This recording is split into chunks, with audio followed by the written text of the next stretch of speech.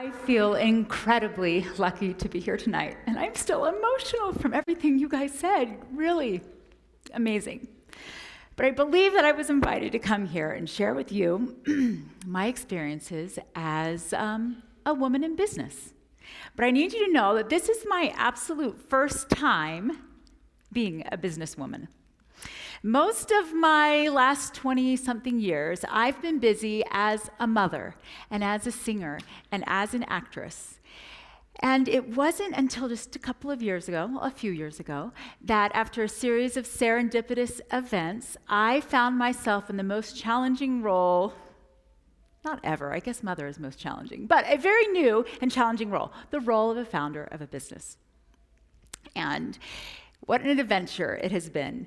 And I am so grateful for a mindset that I discovered when I was a student at BYU. I came to Provo many, many years ago to study to be an opera singer. And I loved everything about my major, especially every opportunity I had to dig in and research a new role that I would get to play. And my freshman year, I had the opportunity to play my first full operatic role, and it was in The Marriage of Figaro. And I wasn't very familiar with that opera, and so I started to do my research, and that is when I discovered that the role that I was cast as, Barbarina, was a 12-year-old peasant girl.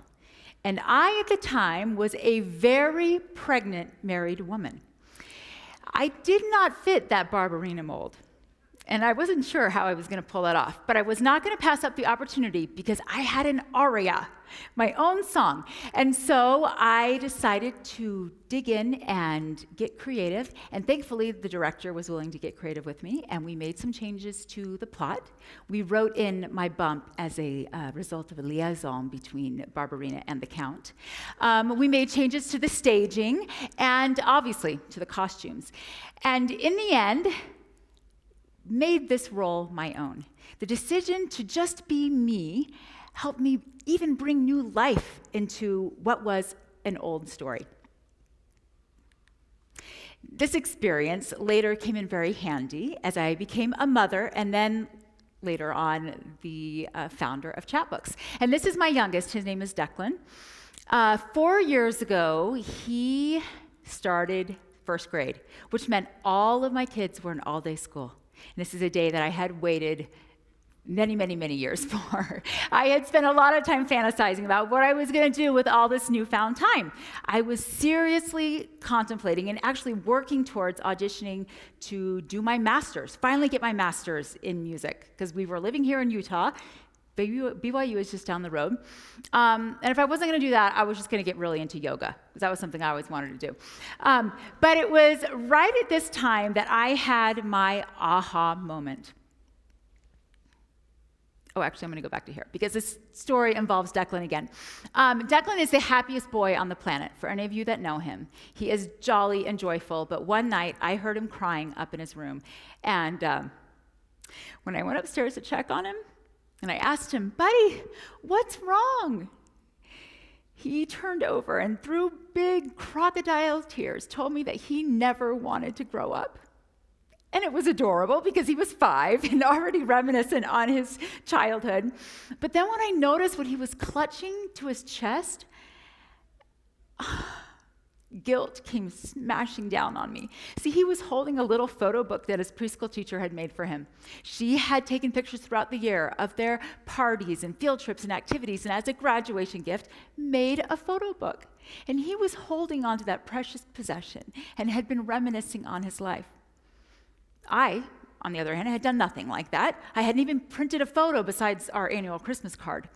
I was failing in what I knew was one of my most important mom jobs. I desperately needed an easy way to get my photos off of my phone and off of social media and into the hands of my family. That's when this guy came in handy. This is my husband, Nate, and he had a little team in place that was helping him build a solution for family memories that was all in the cloud. And after I got Declan settled in his bed, I marched downstairs and I said, he's sitting right there, "I know what you should be building. figure out how to print my Instagram. I had used Instagram basically all of Declan's life, posting highlights to share with friends and family. And since the thing he was building wasn't really getting any traction, he actually listened to me and took his little team, hired a couple more guys that he found off Craigslist, and within a couple weeks we had a beta version of the app, and soon after we started printing books. And it became evident quite quickly that there were a lot of parents that felt the way that I did, that wanted it a super easy, super affordable, automatic way to get their photos into the hands of their families. And the company started to grow. Oh, well, thank you. There's a chatbooker there. The company started to grow, and I was enjoying my view from the sidelines. Because, see, I didn't want anything to do with the day-to-day operations of it. Remember, all my kids were in school. This was the day I'd been waiting for. Yoga. But it became really hard to just sit and watch. And in a way, Chatbooks was like my 8th child. It was my idea. And I had really clear ideas of what the product should look like and how it should be marketed. So eventually, it became too hard for me. And I took that leap of faith. And I decided to take my place on the founding team. Okay. I think I clicked a little too early. Anyway, I'm going to share with you guys how I used that experience when I was cast as Barbarina and had to decide just to be me and make that role my own, and how I made this founding role my own. And 3 things that I decided to focus on. Okay, this is one of them. One of the first classes I took at BYU was modern dance, which was not required in my singing major, so it was a totally random choice, but it was one of my favorite classes. And I learned how to use my body to express ideas and feelings. And this is Isadora Duncan, and many regard her as the mother of modern dance. And this right here was not okay in the early 1900s. She had very different ideas about what dance was. And a lot of what she did and said felt like it went against the grain. Like Isadora, I also had some ideas that felt against the grain. As more and more digital products started to replace many things, I kept hearing over and over again, print is dead. In fact, that was one of the things you thought. Print is dead. But I didn't believe it, because as a young mother, I had been in hardcore, avid, diehard scrapbooker. I knew there was power in physically holding on to our memories. And then there was that experience with Declan. So I mustered up my courage and, like Isadora, projected my vision and said, we are printing books. And as of today, we have printed millions of them. Okay, I also grew up in Orlando, Florida. And as a teenager, I worked at Walt Disney World. Did I mention that the first full-time job I ever had, I was wearing a Pluto suit? One of the reasons why I did not feel qualified to be running a business is because I had no experience in business. But I did work at Disneyland, and I learned some really important things while I was playing Pluto and Eeyore and Cinderella's attendant and a few other random characters that were in my height range. I learned how to tell a story. I think we can all agree that Walt Disney is a master storyteller. And as a cast member, and that's what they call all Disney employees, a cast member, the most important thing is to sell that story. And I believed it. And I did my job. In fact, so much so that in the middle of Mickey's All-American Birthday Parade, the summer of 1989, when I jumped off my float and broke my ankle, I pulled myself back up onto the float and continued to wave and sing all the way down the parade route until we were out of the sight of all the park guests. I took my job very seriously, and I sold that story hard. Now, in the beginning of building a business, often all we have is a story, and we definitely had very limited resources. So I decided that I was just going to do me and do what I did best, and so I started telling our story. And I started on Instagram. We shared, who we are and what we were doing and why we were doing it, and we started acquiring some customers. And then they shared their story on Instagram, and that is what sparked our initial growth. And today, I continue telling their story on Instagram and Facebook and YouTube and through live videos and through emails. It's storytelling all the time, and it has helped us acquire many, many customers. It has helped us acquire incredible teammates to the Chatbooks team, some of whom I see out here. Actually, our first Chatbooks team, customer support reps, came to us as happy Chatbookers, and they loved our story, and they wanted to be part of building out this vision. Storytelling has also led to recruiting investors. One that was at an event and heard us telling our story. They helped lead our Series B round. And as of today, we have raised over $20 million and have had some amazing partnerships come to life with people like the Rifle Paper Company and Kate Spade. And next week, I'm going to LA and I'm going to announce a brand new product partnership on the red carpet at the premiere of Coco, Disney's new movie. And I just love how this Disney thing has come full circle. Okay. I grew up the oldest of 12 kids, and I had the greatest life, and I knew I wanted a large family. And look how lucky I got. Okay, those are my 7 kids. Everything I learned about leadership and about myself, I've learned while raising these kids. And I take my job as a mother very seriously. My mission as a mother is to help my children come to know God and to develop a desire to improve themselves constantly. I didn't say that very eloquently, but you get the drift.